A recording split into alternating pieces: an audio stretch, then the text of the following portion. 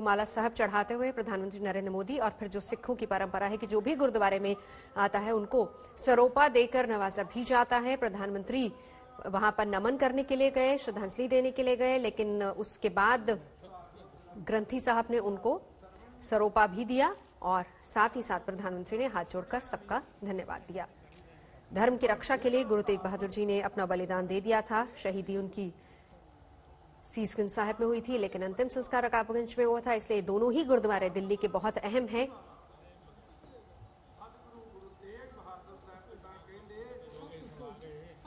बहुत अहम प्रधानमंत्री का ये गुरुद्वारे जाना, क्योंकि जिस तरीके से दिल्ली के चारों तरफ हर बॉर्डर पर पंजाब और हरियाणा के सिख वहां पर बैठे हैं। और तस्वीरें देखिए कि हालांकि प्रधानमंत्री ने लिखा भी कि अचानक उन्होंने आज दर्शन करने का मन बनाया सुबह आज और ट्वीट करके इसकी जानकारी दी। फिर उसके बाद दर्शन करके जब निकले, गले में सरोपा आप देख सकते हैं, फूलमाला देख सकते हैं, क्योंकि ये परंपरा है, सिख धर्म की परंपरा है। जब भी कोई व्यक्ति गुरुद्वारे में जाता है, प्रधानमंत्री ने भी अपनी तरफ से उस परंपरा को निभाया, क्योंकि आप जब किसी गुरुद्वारे में जाते हैं या तो आप कड़ा प्रसाद कराते हैं या फिर वहां पर रुमाला साहब चढ़ाते हैं। प्रधानमंत्री ने वहां पर रुमाला साहब चढ़ाया भी है और फिर उसके बाद प्रधानमंत्री को सरोपा भी दिया गया। और ये तस्वीरें नमन करते हुए, हाथ जोड़कर मत्था टेकते हुए प्रधानमंत्री, लेकिन यहां से बहुत सारे संदेश दिए हैं।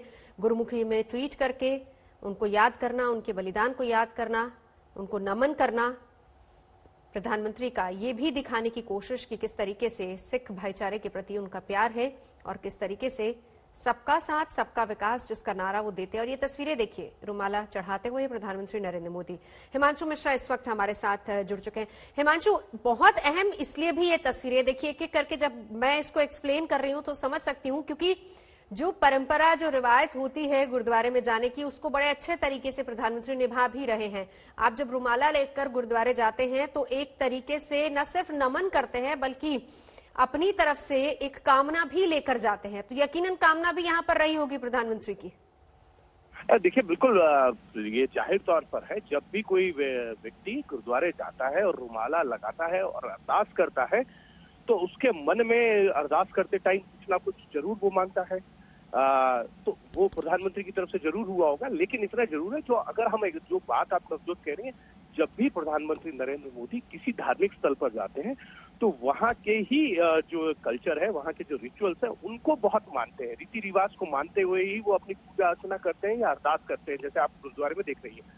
बड़ी बात यह है कि एक संदेश प्रधानमंत्री की तरफ से, सबका साथ, सबका विकास और सबका विश्वास। आज प्रधानमंत्री नरेंद्र मोदी जरूर ये चाहेंगे कि किसान जो बैठे हुए हैं, आंदोलन कर रहे हैं तीनों कृषि कानून के खिलाफ, उस पर जो है वो उन पर विश्वास करें। और ये तीनों बिल प्रधानमंत्री नरेंद्र मोदी खुले मन से 28 बार ये कह चुके हैं कि ये तीनों बिल जो है किसी किसान के खिलाफ नहीं है, इससे किसानों को फायदा होगा। बड़ी बात है यहाँ पर, सरकार तैयार है सुनने को। किसान कह रहे हैं कि हम समझ रहे हैं कि बातचीत के जरिए रास्ता निकलेगा, कोशिशें सरकार भी कर रही है, लेकिन वो बर्फ पिघलती नजर नहीं आ रही। क्या ये जो प्रधानमंत्री का स्टेप है आज वाला, जिस तरीके से गुरुद्वारे गए, शीश नवाया, नमन किया, रुमाला चढ़ाया, सरोपा गुरुद्वारे की तरफ से उनको दिया गया, ये क्या एक कदम और आगे बढ़ेगा? बॉर्डर्स पर तमाम पंजाब हरियाणा के किसान हैं। सिंगू बॉर्डर से हमारे साथ इस वक्त आशुतोष जुड़ चुके हैं। आशुतोष, देखिए कोशिश लगातार सरकार की तरफ से की जा रही, लेकिन कल जो तल्खी और नाराजगी भरी चिट्ठी दी गई थी उसमें भी ये दिखाया गया था कि आप हमें जिस तरह के आरोप हम पर लग रहे हैं वो बिल्कुल गलत है। वो नाराजगी उस चिट्ठी में दिखी। कहीं ना कहीं उसको दूर करने की भी एक कोशिश है जो आज प्रधानमंत्री यहाँ पर पहुंचे हैं। देखिए, सरकार ये बखूबी समझती है कि किसान उसके खिलाफ सड़कों पर है और आप लाख बातें कह ली आकर के बैठ जाते हैं और वो नाराजगी अपनी बातों के जरिए प्रकट कर रहे हैं, तो हर सरकार को वो मुश्किलें होती हैं। और खासकर तब जब उसके खिलाफ एक ऐसा जन आंदोलन खड़ा हो जैसा कि सिंघू, टिकरी, गाजीपुर बॉर्डर पर दिख रहा है। साथ ही ऑप्शन बहुत महत्वपूर्ण होता है, तो यहाँ पर सीधे सीधे मोदी सरकार के खिलाफ किसानों का गुस्सा है, प्रधानमंत्री के खिलाफ उनका नाम लेकर नारे लगाए जा रहे हैं। तो ऐसे में हर वो ऑप्टिक्स, देखिए कम्युनिकेशन में ऑप्टिक्स वॉर बहुत महत्वपूर्ण होता है। तो ऐसे में गुरुद्वारे जाने से लेकर के आपने देखा प्रधानमंत्री के पर जो है इसके साथ ही वो गुजरात में जब वहां भी किसानों के साथ उनकी जो मुलाकात की तस्वीरें थी वो सब आई। तो हर माध्यम से जरिए ये सरकार कम्युनिकेशन बहुत बेहतरीन तरीके से जानती है और हर कम्युनिकेशन माध्यमों का इस्तेमाल करते हुए वो अपनी बात पहुंचाने की कोशिश कर रही है। लेकिन उन कोशिशों के बीच किसान संतुष्ट नहीं है। सरकार कह रही है कि जो हमने कानून लाया उससे तो किसानों का भला हो जाएगा, लेकिन ये किसान कहते हैं कि हम 3 दशक 4 दशक से किसानी कर रहे हैं, हमें कौन गुमराह करेगा। एग्रीकल्चर पढ़ते हैं, हमें कौन नुकसान करेगा। तो जो खेती बाड़ी वाले किसान वो कह रहे हैं कृषि कानून कौन समझ सकता है। लेकिन सरकार कह रही है कि हम तो लगाएंगे आपके भले के लिए, किसान कह रहे हैं हमारा गलत कीजिए और ज्यादातर कीजिए। और ये भी एक बात पंजाब और हरियाणा के किसान क्यों है, वो कह रहे हैं कि देखिए इन्हीं 2 राज्यों की आमदनी सबसे ज्यादा है मौजूदा सिस्टम से, वो नहीं चाहते कि उनका हाथ के साथ जैसा हो जाए।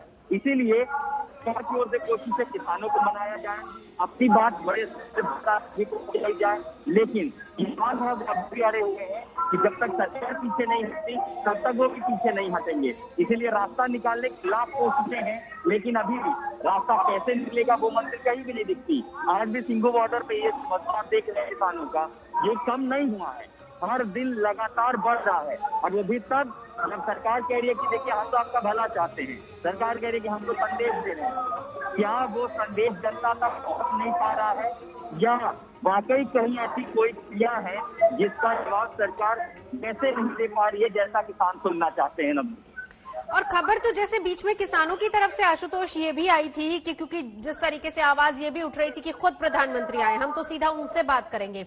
देखिए आज का दिन बहुत अहम इसलिए भी माना जाता है क्योंकि गुरु तेग बहादुर साहब की जो शहीदी है सिख इतिहास में बहुत बड़ी है, और फिर उसके बाद श्री गुरु गोबिंद सिंह जी और फिर उसके बाद 4 साहिबजादे, और ये जो महीना है ये शहीदी के तौर पर ही जाना जाता है। और ये इसको बहुत अहम इसलिए भी माना जाता है क्योंकि सिख धर्म में और खास तौर पर पंजाब और हरियाणा में इस महीने सबसे ज्यादा पूजा अर्चना की जाती है, बाकायदा मेले लगते हैं। और ऐसे में प्रधानमंत्री का वहां जाना, खुद को सिख धर्म के साथ जुड़ा हुआ देखना, रुमाला चढ़ाना, सरोपा वहां से लेना, अरदास करना, ये सारी चीजें जोड़ने की एक तरीके से कोशिश प्रधानमंत्री की तरफ से हो रही है। आस्था प्रधान देश है नवजोत, अलग अलग राज्यों में जो विविधता है, लेकिन एक जो कड़ी है जो सबको बांधे रखी है वो है आस्था। और आज इस पवित्र दिन वहां सिंघू बॉर्डर पर भी सुबह अरदास हुई, जिसमें सिख किसान है यहाँ पे, हर किसी ने प्रार्थना की। उस प्रार्थना के जरिए अपनी आस्था तो ठीक, जिस अधिकार के लिए वो वहां पर लड़ रहे हैं वो लड़ाई सीधे सीधे मोदी सरकार के साथ है। प्रधानमंत्री आस्था के जरिए ये भी दिखाने की कोशिश कर रहे हैं कि वो इनके साथ, और इसीलिए संदेश आपने देखा कि जो कृषि मंत्री की चिट्ठी थी किसानों के नाम पे, वो चिट्ठी भी भेज दी गई। इस चिट्ठी को प्रधानमंत्री ने भी शेयर किया। लेकिन इन सब के बावजूद वो संदेश का किसानों की सीधी जो 2 टूक मांग है उस पर सरकार का नजरिया क्या है? क्या वो इतने बड़े आंदोलन को नकार सकती है? क्या रास्ता एक ही तरीके से खत्म करना है कि उसे इन कानूनों को फिलहाल वापस लेना होगा और फिर किसी भी जो एमएसपी पर नया कानून बनाए। लेकिन अगर सरकार जिद है कि वो इस कानून को कहीं एक कुल मिलाकर और सरकार के बीच ऐसी लड़ाई ना बन जाए, ये संभावना ज्यादा दिखाई पड़ती है क्योंकि न किसान टस से मत हो रहे हैं, हाँ। सरकार टस से मत हो रही है। आशुतोष रहिए हमारे साथ। 2 शब्दों का जिक्र किया, जिद और अहम। अगर इन दोनों शब्दों की बात करें, मैं उस पर लौटूंगी, लेकिन उससे पहले तस्वीरें बहुत अहम है क्योंकि उन्हीं शब्दों को देखिए किस तरीके से बयां करती है। अगर जिद और अहम की भी बात कर ली जाए तो दोनों में सरकार ने हालांकि कदम आगे बढ़ाया है। ऐसा नहीं है कि किसान भी सुनने को तैयार नहीं, बात करने को तैयार है, इसीलिए रास्ते निकालने की किसानों की तरफ से भी कोशिश हो रही है, चिट्ठियां बार बार दी जा रही है, दोनों तरफ से कोशिशें लगातार जारी है। प्रधानमंत्री का यहाँ आना भी उस कोशिश के तहत ही देखा जा सकता है। कल रात नाराजगी भरी चिट्ठी मिली और उसके बाद किस तरीके से जो तल्खियां थी उनको कम करने की कोशिश की जा रही है। यहाँ पर तस्वीरें बहुत अहम, बहुत कुछ कहती हैं। अचानक प्रधानमंत्री नरेंद्र मोदी दिल्ली स्थित गुरुद्वारा रकाबगंज साहिब पहुंचे। आज उन्होंने अपना सर्वोच्च बलिदान देने वाले श्री गुरु तेग बहादुर जी को श्रद्धांजलि दी। हम आपको ये भी बता दें कि आज गुरु तेग बहादुर जी का शहीदी दिवस है। प्रधानमंत्री मोदी बिना किसी पुलिस बंदोबस्त के और बिना किसी ट्रैफिक बैरियर के गुरुद्वारा साहिब पहुंचे। वहां जाकर प्रधानमंत्री ने रुमाला चढ़ाया, अरदास की, मत्था टेका और उसके बाद परंपरा के मुताबिक ग्रंथी ने भी उनको सरोपा पहनाया। और ये तस्वीरें हम आपको गुरुद्वारा साहिब की ही दिखा रहे हैं। बहुत अहम है आज का दिन, क्योंकि धर्म की रक्षा के लिए किस तरीके से श्री गुरु तेग बहादुर जी ने अपना शीश नवा दिया था और फिर उसके बाद इस परिवार की शहीदी को आज तक हर कोई याद करता है और उन्हीं के पदचरणों पर आगे चलते हुए ये तस्वीरें बहुत अहम है। ये वो तस्वीर जब प्रधानमंत्री को सरोपा दिया जा रहा है, क्योंकि ये एक परंपरा है, रिवायत है सिख धर्म की। जो भी वहां पर आता है, रुमाला चढ़ाने के बाद अरदास की जाती है और फिर उसके बाद सरोपा दिया जाता है।